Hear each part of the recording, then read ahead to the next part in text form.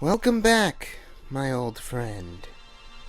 Today we're looking at Remembrance of the Daleks, one of the better remembered classic Doctor Who stories, particularly in the era of 7th Doctor Sylvester McCoy. If Matt Smith is my favorite Doctor, then Sylvester is tied with Patrick Troughton for a close second place.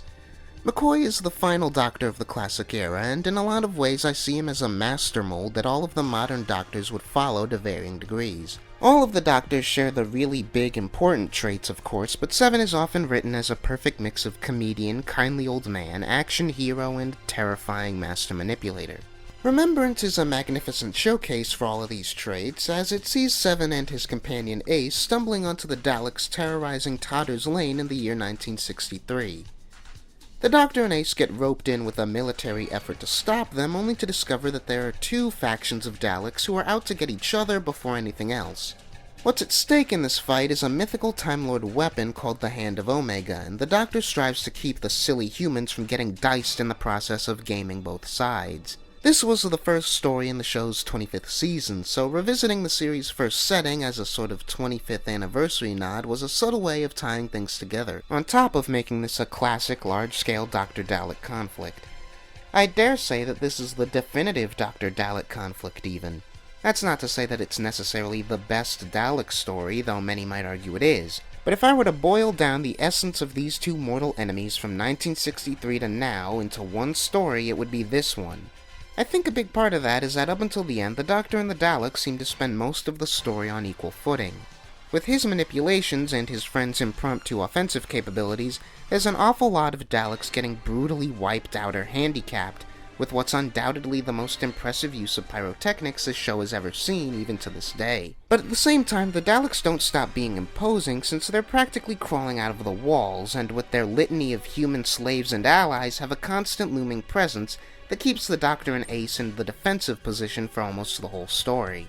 The role humans play is largely ineffective and in the way whenever they're not doing the Doctor's work makes the Doctor and the Daleks seem that much more epic and godly by comparison. If it weren't for the fact that they're the collateral, this is a conflict too big for humanity to hope to have a stake in. And of course, by the end of the story, the Doctor is elevated even above the Daleks in terms of sheer power and influence, as he's been playing them all for pawns since the moment he arrived on the scene.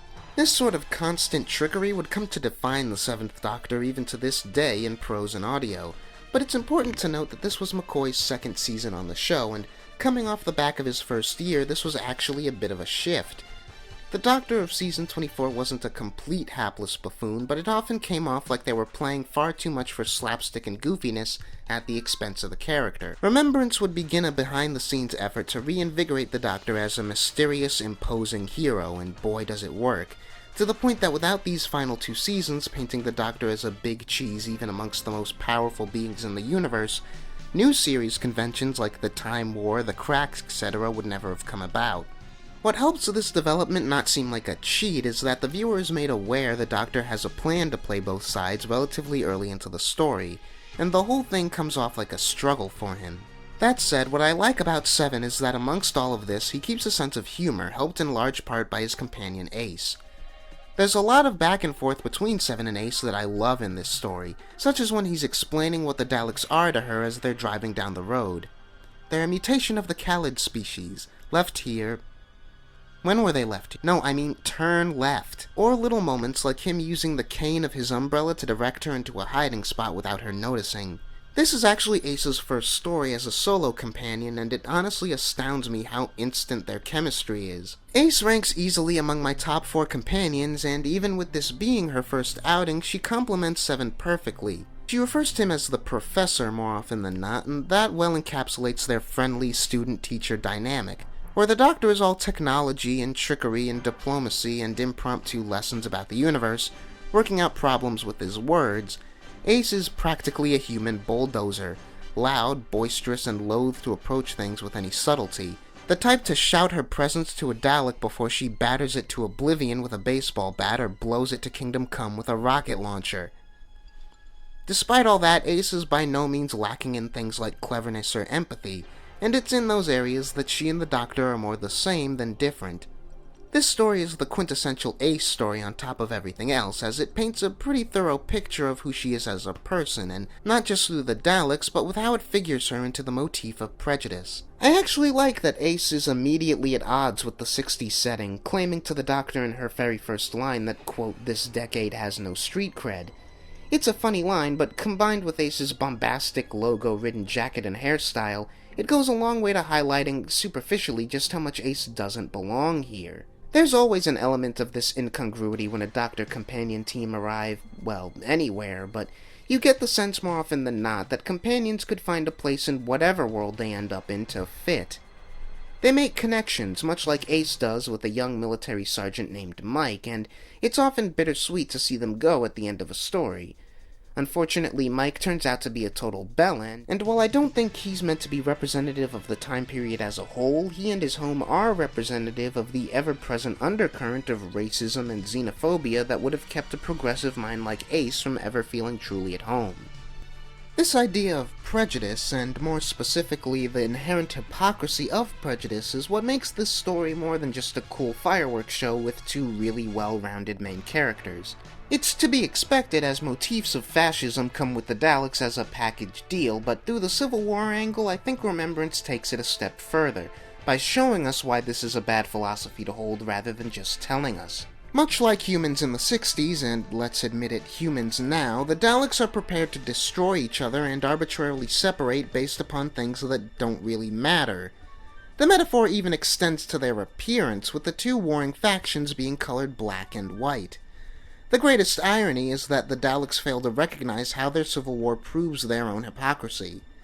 They take the concept of racial purity to such an extreme that it becomes self-defeating, and in that way the Daleks exemplify just how counterintuitive the very idea of racial purity is. This story, more than anything, is the perfect case against the Daleks conquering the universe, because it displays how, beyond just being morally bankrupt, they're just downright impractical. Even if, for some backwards reason, you believe the Daleks deserve to be the only species around by virtue of their capabilities and intelligence, their need for genetic sameness makes them a danger to themselves, to the point that the Imperials and Renegades prioritize taking each other down before their real enemies. The idea of Daleks seeing other different Daleks as abominations is something that would get repeated a lot, and while you could see the logic that maybe something getting so close to their idea of perfection makes them that much more despicable, the fact remains that a fixation with that perfection inherently makes you weaker. The idea of hypocrisy is reflected in the little girl the renegade Daleks use as a conduit for their battle computer. The Daleks use Ratcliffe and his men as a task force, and that alone would be bad enough since it highlights how depending on quote-unquote weaker creatures for labor is kind of a constant thing with the Daleks, but the little girl takes it to a greater extreme.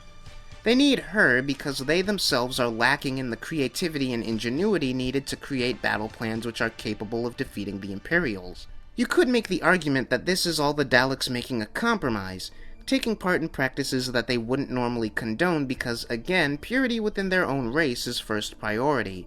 However, the fact that the Daleks of all creatures are willing to make this kind of compromise at all goes to show how, despite being aware enough of their own failings to want them covered up, they fail to see how this makes them unworthy of being rulers of the galaxy. Only adding to this point is the fact that both sides are guilty of this dependence, with the Imperial Daleks making use of a brainwashed schoolteacher as their informant. In the form of Mike, we see that even a little of this thinking, with all the best intentions, can fester and drive an otherwise cool dude to cowardice and poor decision-making. Mike says sometimes you have to keep the outsiders out so your own people can have a fair chance, a philosophy that he uses to justify working with the fascist, Nazi sympathizer, and Dalek stooge George Ratcliffe. Both Mike and Ratcliffe believe they have the people's best interest at heart, but the problem is that once you start to think on those terms at all, what makes someone an outsider will inevitably change until there's just nothing left. Just look at the Daleks. It technically isn't even a racial divide that's got them at each other's throats. The only thing separating them is that the Imperials have cybernetic enhancements and the Renegades don't. It would be like once the human race did dwindle itself down to one pure ethnicity, that they then started to persecute people with prosthetic limbs or artificial organs, because without a 100% flesh and blood body, it's questionable to what extent you're human. That might sound completely ridiculous, but the Daleks show how any species that feels the need to separate itself into two opposing sides for reasons beyond their control is dooming itself to falling down that rabbit hole. Mike's very last moment before his death shows just how simple and narrow and, most importantly, hypocritical his viewpoint has become. He seems at first peeved with his boss Ratcliffe for wanting the Daleks' time control device as a bargaining chip for power, and yet once Ratcliffe bites the dust, he does go through with that exact plan, and it reaches the point that he has a gun trained on Ace. Ace asks who he would shoot with it anyway once he takes it with him to check the ringing doorbell, and he fails to produce an answer before he's killed off. This, of course, can be tied back into the issue of real-world prejudice and real slavery, with the principle that once you've decided that slave labor is necessary to get a certain thing done for you, you've proven that you're unworthy of being held above the ones doing the labor since you yourself weren't physically capable of getting the job done. Likewise, the other big cog in this motif is Davros, the inventor of the Daleks himself, who leaves a big impression despite not having much screen time and even then spending much of it covered up. He berates the Time Lords and by extension the Doctor for being impotent, and yet he gets defensive and allows himself to make rash decisions when the Doctor accuses him of the very same. At the same time, he ignores the Doctor's false begging for mercy when he threatens to use the Hand of Omega, only to then devolve into pathetically shouting for pity as the hand backfires and destroys the Daleks' own planet. Davros is yet more proof of the Daleks' faulty philosophy. Even without the Renegade versus Imperial conflict as an example of the Daleks being incapable of maintaining a functioning society amongst themselves, Davros embodies how the Daleks possess all of the attributes that they despise in other creatures: idiocy, cowardice, and weakness. The lesson here is that the only way a society can truly flourish isn't by separating into factions based on race or other such factors, but to recognize the ways in which you can all help each other and only cut out those individuals who actively work against humanity's best interest, as is the case with Mike getting excommunicated once it's realized he indirectly works for the Daleks. What I find kind of impressive is how subtle this message manages to be while also not being remotely subtle at all. I mean, the very first thing we hear at the top of episode 1 is the "I have a dream" speech, among other things. And yet you don't necessarily have to view this story with a racial subtext if you don't want to. I'm of the firm belief that Remembrance of the Daleks is a great story, but by that same token it's not without its flaws. The acting all around is pretty solid, especially from McCoy and Sophie Aldred. But outside of those two characters, I don't think anyone in this story outside of Davros leaves a big impression at all. I like how Mike ties into the themes, but Group Captain Gilmore, Allison, and the rest all feel like they don't really need to be here except to move the plot forward. In any other story, I'd call them cannon fodder, except they don't die, so I'm kinda left wondering why all of them are there in the capacity that they are. And while I did mention earlier that this is a great showcase of practical effects, not just for the time but even now, I do think that there are one or two visually weird directing moments. Although I gotta admit, I will always find this frame incredibly funny. There are also one or two plot points I feel could have been handled better. I'm not sure how I would have written around this, or even to what extent it's really a problem, but the fact that the casket the Doctor takes is actually the Hand of Omega is something I'd have found a way to clarify earlier. The Doctor uses it to supercharge Ace's baseball bat so that it'll serve her better as Dalek defense, but it's a long while before we're told what the casket is, what its purpose is, where it comes from, and why the Doctor had to have it laid in a grave after one use. The episode hand-waves it off for a little while by having the Doctor say later on that no one on Earth is ready to understand how exactly he powered up the bat, but for a little while the whole development seems like a pretty glaring cop-out just for the sake of seeing the admittedly awesome image of Ace beating a Dalek with a baseball bat. These are all super nitpicky though, and they don't detract from the episode's enjoyment factor or the potency of its themes at all. Indeed, Remembrance of the Daleks is truly one of the Doctor Who greats, and something that I recommend any fan watch, especially as a gateway into the solid gold awesome that is the Doctor and Ace. It's one of the classic stories that I think is easiest to get into for modern Who fans, and on top of looking great, it has a kickin' soundtrack. Not gonna lie, I'm not proud of how this review turned out. Outside of the side effects that come with experimenting with a new microphone, I think I could have gone more in-depth with the story and characters than I did. You can click the links in the description and on the screen for what are probably better Doctor Who reviews, and I promise I'll try to get to doing the show more consistently again after I handle a few requests. If you did happen to like this video, or just get anything interesting out of it, however, you can click the like button and even the subscribe button if you want more content. Thank you very much for watching.